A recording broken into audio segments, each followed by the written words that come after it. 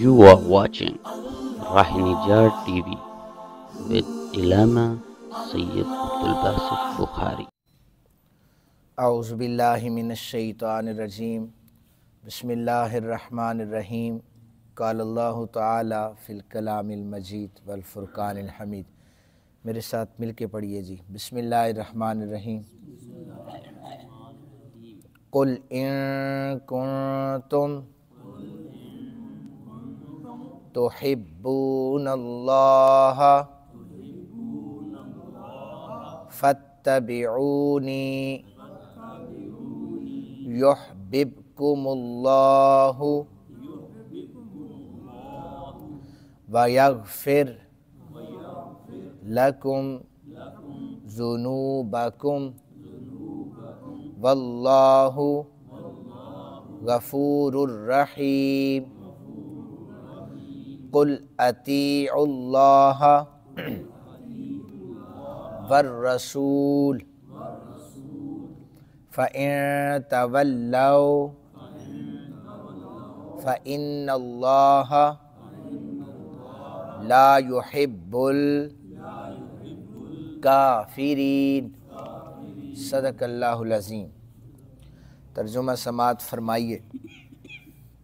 اللہ رب ذوالجلال ارشاد فرماتے ہیں کہ اے محبوب مکرم صلی اللہ علیہ وآلہ وسلم، آپ فرما دیجئے اگر تم اللہ سے محبت کے دعوے دار ہو تو میری پیروی کرو، اللہ تمہیں اپنا محبوب بنا لے گا، تمہارے گناہوں کو بخش دے گا، اور اللہ بہت بخشنے والا نہایت رحم فرمانے والا ہے۔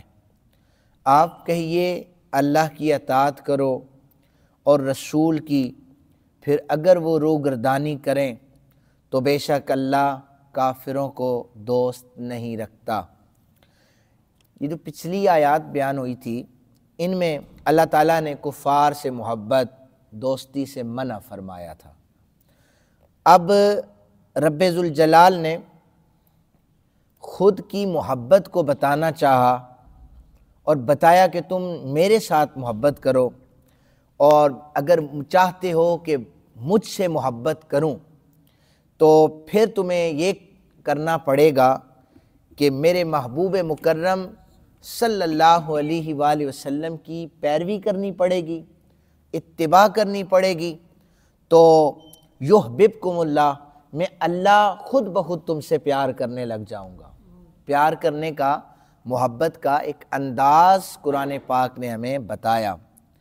نبی اکرم صلی اللہ علیہ وآلہ وسلم کے زمانے میں یہود و نصارہ حضور نبی رحمت صلی اللہ علیہ وآلہ وسلم کا انکار کرتے تھے، اور حضرت جابر بن عبداللہ کی روایت کے مطابق سید عالم صلی اللہ علیہ وآلہ وسلم نے فرمایا، اگر تمہارے نبی موسیٰ زندہ ہوتے اس دور میں تو وہ بھی مجھ محمد عربی کی اتباع کرتے۔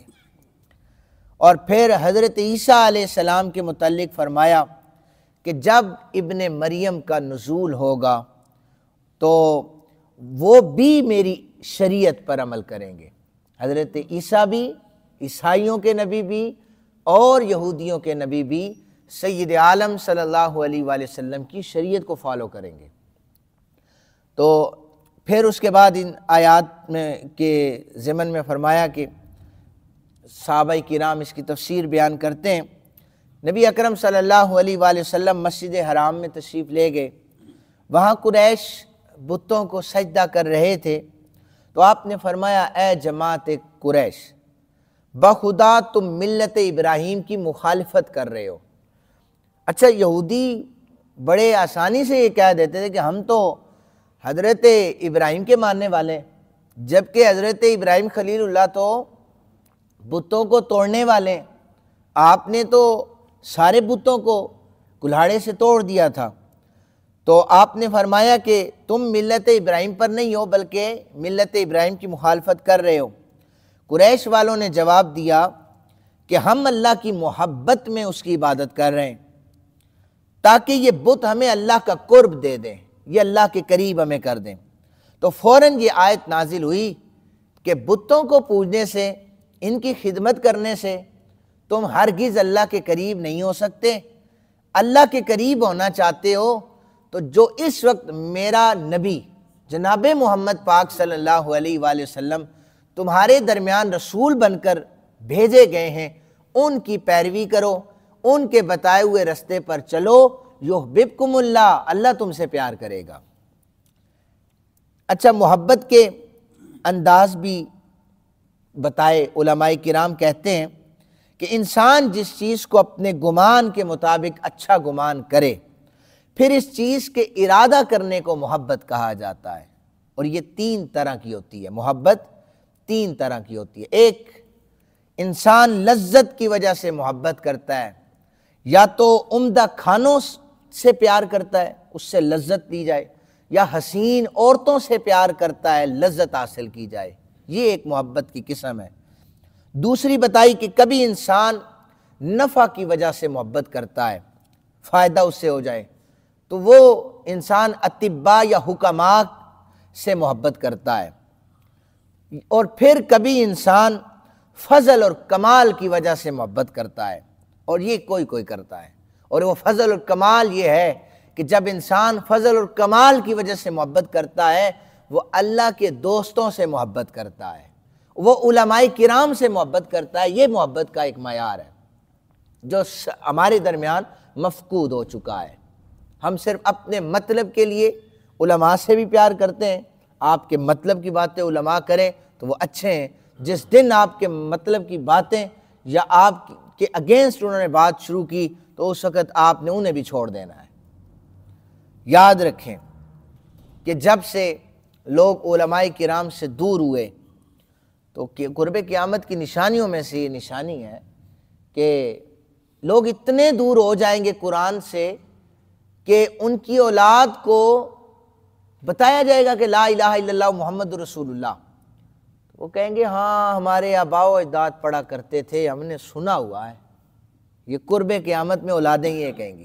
اور آج اولادیں آپ دیکھ لیں، ایسے سیکولرزم طرز کے اسکولوں میں، ہمارے پاس خود یہاں پر جو ہمارے نمازی حضرات ہیں ان کے بچے بھی ایسے اسکولوں میں پڑھتے ہیں، وہ بھی میرے سامنے بیٹھ کر جناب سبحان اللہ کہہ رہے ہوتے ہیں، لیکن ان کے بچے بھی ایسے اسکولوں میں پڑھتے ہیں جہاں پر اسلامیات نہیں ہے، جہاں پر اسلامیات میں بتا بھی سکتا ہوں۔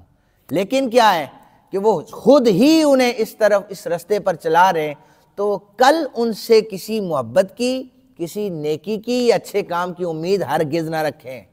کل مت روئیں کہ اولاد نافرمان ہو گئی ہے، جب غیروں کا سلیکٹ کیا ہوا نصاب وہ پڑھتے رہیں گے اور وہاں پر مسٹر چپ کی سمریز انہیں پڑھائی جاتی رہیں گی، اور پروفٹ محمد صلی اللہ علیہ وآلہ وسلم پر کسی قسم کی، یا آپ کے کمپینین جو صحابہ کرام ہیں ان پر کسی قسم کا کوئی مضمون ہماری کتابوں میں نہیں ہوگا، تو ہم پھر تعریفیں پھر غیروں کی کریں گے۔ وہ اقبال نے کہا تھا کہ اپنی ملت پہ قیاس اقوام مغرب سے نہ کر، اپنی ملت پہ قیاس اقوام مغرب سے نہ کر، خاص ہے ترکیب میں قوم رسول عربی صلی اللہ علیہ وآلہ وسلم۔ ہم مثالیں دیتے ہیں یورپ کی، الیگزینڈر کی مثال اکثر دے رہے ہوتے ہیں، پھر ہم بڑی بڑی مثالیں جب دینی ہو یونیورسٹیز میں ہمارے لیکچرار، تو طالب علم بھی سوچتا ہے کہ بہت پڑھے لکھے ہمارے پروفیسر صاحب ہیں، بیرون ممالک یورپ کی جناب یونیورسٹیوں کی مثالیں دیتے ہیں، حالانکہ انہیں نہیں پتہ کہ صفحہ کے چبوترے پر بیٹھنے والے مبلغ کا نام جناب محمد رسول اللہ صلی اللہ علیہ وآلہ وسلم ہے، ان سے بڑا لیکچرار کون ہوگا، اور ان کے شاگردوں میں بیٹھنے والے جناب حضرت ابو بکر پاک اور حضرت عمر پاک ہیں، اور سید عالم صلی اللہ علیہ وآلہ وسلم کے اس انسٹیٹیوٹ میں جو صفحہ کے چبوترے پر قائم ہوتا تھا، اس یونیورسٹی سے پڑھنے والے حضرت عبداللہ ابن عباس امت کے سب سے بڑے عالم تھے۔ اور پھر اس کے بعد میں نے پچھلے جمعے بھی بتایا ہے، امام جعفر صادق یہ رسول اللہ صلی اللہ علیہ وآلہ وسلم کے شہزادے ہیں، تو آپ کا جو شاگرد ہے، جو حضرت امام جعفر پاک کا شاگرد ہے، ایک تو حضرت امام اعظم ابو حنیفہ جیسی ہستیاں اتنی بڑی امام اعظم کہلاتی ہیں، اور سائنس کی دنیا میں جابر بن حیان یہ بہت بڑا نام ہے جو بابائے کیمیا کہلاتا ہے۔ یعنی امام جعفر صادق بیٹھ کر کیمیا بھی پڑھایا کرتے تھے، ریاضی بھی پڑھایا کرتے تھے، فلسفہ بھی پڑھایا کرتے تھے، قرآن بھی پڑھایا کرتے تھے۔ تو ہم نے بس سیکولرزم کی طرف چلے جانا ہے کہ ہمیں وہاں سے کچھ حاصل ہوگا تو پلے کچھ نہیں پڑے گا۔ کل پریشان ہونے سے بہتر ہے آج اپنے رستے کا تعین فرما لیے۔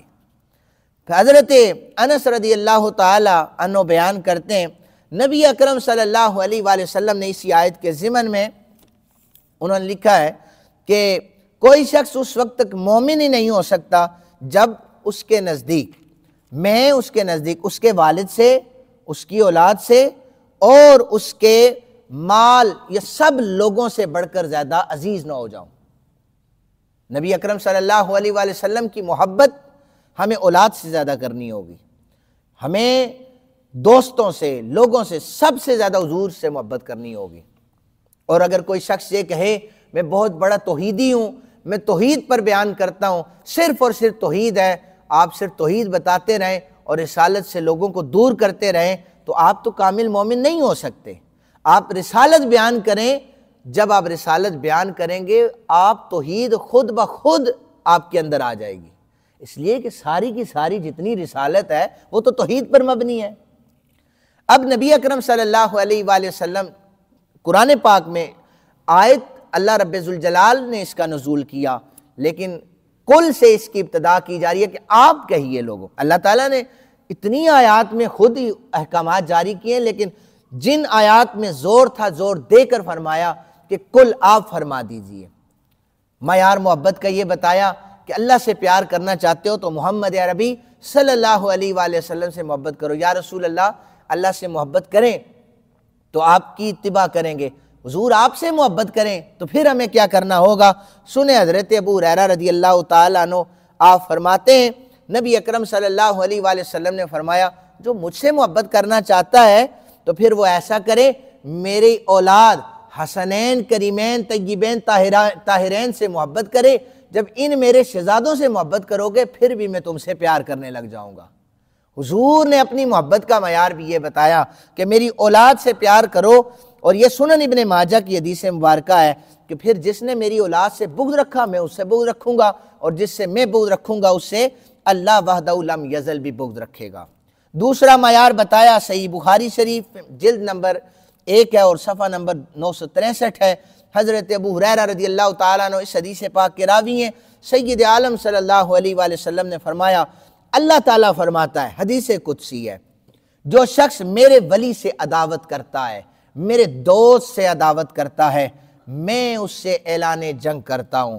اور پھر جو شخص میرے ولی سے محبت کرتا ہے تو محمد عربی بھی اس سے پیار کرتا ہوں اور اللہ رب ذوالجلال بھی اس سے پیار کرتا ہے۔ ہمیں چاہیے کہ قرآن پاک نے جتنے احکامات بتائے ہم ان پر عمل کریں۔ اللہ تعالی ہمیں اس پر عمل کرنے کی توفیق عطا فرمائے۔